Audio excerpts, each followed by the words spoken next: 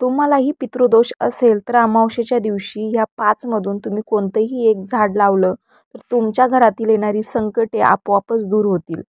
पितृदोषाचा सामना करत असाल तर मार्गशीर्ष अमावस्येच्या दिवशी पूजा करा. यानंतर भक्तीप्रमाणे गरम कपडे, दही, फळे, गहू, शेंगदाणे इत्यादी गरीब लोकांना दान करा. असं मानलं जातं की ह्या वस्तूचं दान केल्याने पितृदोषाची समस्या दूर होते आणि पितरांना मोक्ष प्राप्त होतो. अमावस्ये तिथीला एखादे झाड लावले तर ते पुण्यकारक मानले जाते. आता इथे प्रश्न असा उभा राहतो की कोणत्या अमावस्येला? तर तुम्ही वर्षभरातली कोणतीही एक चांगली अमावस्या ठरवून तुम्ही त्या दिवशी हा उपाय करू शकता. यामुळे पूर्वज खूप आनंदित होतात आणि झाड जसजसे वाढते तसतसे जीवनाच्या सर्व समस्या दूर होतात. परंतु ही झाडं लावल्यानंतर त्यांची सेवा देखील करावी. आपल्या कुंडलीत जर पितृदोष असेल तर आपण त्यांच्यासाठी अमावस्येच्या दिवशी रोप लावा, म्हणजे त्याचे तारण होईल आणि कुटुंबाला पूर्वजांचा आशीर्वाद मिळेल. आता बऱ्याच लोकांना असा प्रश्न उद्भवत असेल की मला पितृदोष आहे की नाही हे कसं समजणार? हिंदू धर्मामध्ये म्हणा किंवा इतर अन्यत्र प्रत्येक लोकांना पितृदोषाचा सामना करावाच लागतो. आपल्या जीवनात येणारी छोटी मोठी संकटेच आपल्याला या गोष्टीची जाणीव करून देतं की आपल्याला पितृदोष आहे. अमावस्येवर झाडे लावण्यास शुभ मानल्या जाणाऱ्या वनस्पतीविषयी आपण आता पुढील जाणून घेऊया.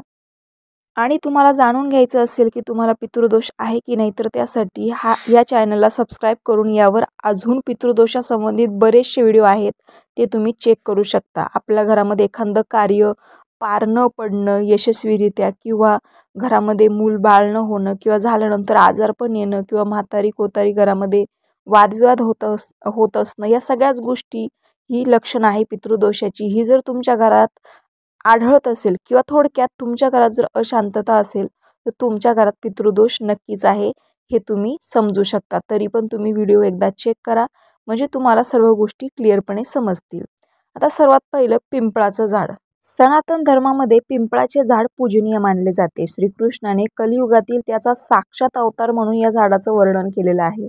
पूर्वजांना शांती देण्यासाठी अमावस्येच्या दिवशी हे झाड लावणं खूप शुभ मानलं जातं. याशिवाय अमावस्येच्या दिवशी पिंपळाच्या झाडाखाली मोहरीच्या तेलाचा दिवा लावणेही खूप शुभ असते. जर कुंडलीत गुरु चांडाळ योग असेल तरी पिंपळाचं झाड नक्की लावा. परंतु पिंपळाचं झाड कधी चुकूनही तोडू नका. तोडायचं असेल तर ते खूप छोट्या अवस्थेत असेल म्हणजे त्याला 10च्या आत पानं असतील तर तुम्ही ते उपटून दुसऱ्या ठिकाणी नेऊन लावू शकता सार्वजनिक ठिकाणी.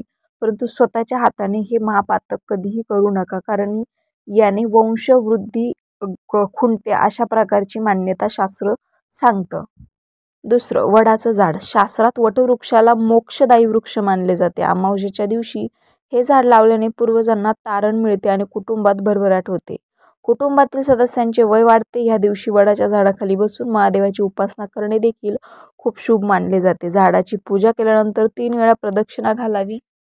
3. बेलाचं झाड. बेल वृक्ष हे महादेवाचे आवडते झाड मानले जाते. अमावस्येच्या दिवशी हे झाड लावल्याने पूर्वज समाधानी होतात आणि त्यांच्या आत्म्याला शांती मिळते. याशिवाय पूर्वजांच्या नावाने शिवलिंगावर गंगाजल अर्पण करा आणि बेलपत्र अर्पण केल्यानेही पूर्वजांना शांती मिळते. तुळस.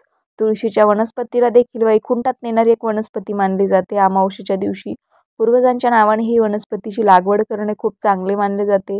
याने पूर्वजांना तारण मिळते. पितृपक्षात तुळशीची लागवड केल्यास ती अधिकच शुभ होते. असे म्हणतात की ज्या घरात तुळशीची वनस्पती आहे तेथे वास्तुदोष दूर होतो आणि कुटुंबातील सदस्यांना अकाली मृत्यूपासून संरक्षण मिळते.